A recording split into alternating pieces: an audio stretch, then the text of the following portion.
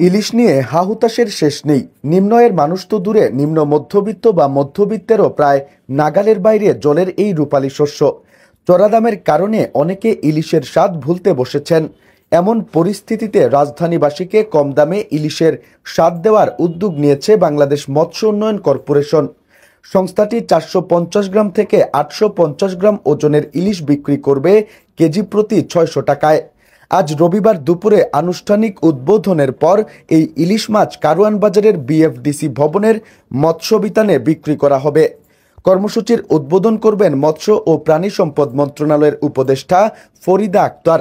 BFDC chairman Suraiya Akter জাহান জানিয়েছেন, রবিবার উদ্বোধনের পর থেকে প্রতিদিন সকাল 10টা থেকে দুপুর 12টা পর্যন্ত মাছের মজুদ থাকা সাপেক্ষে এই বিক্রয় কার্যক্রম চলবে।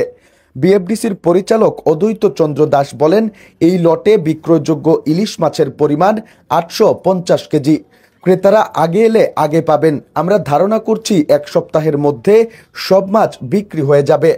বিএফডিসির তথ্য অনুসারে সাশ্রয়ী মূল্যে সাধারণ জনগণের দোরগোড়ায় পৌঁছে দেওয়ার জন্য ইলিশ মাছের সরবরাহ ও মূল্য শৃঙ্খলে বিদ্যমান প্রতিবন্ধকতা দূরীকরণের জন্য হ্রাসকৃত মূল্যে ইলিশ মাছ বিক্রয় সেবা কার্যক্রম হাতে নেওয়া হয়েছে।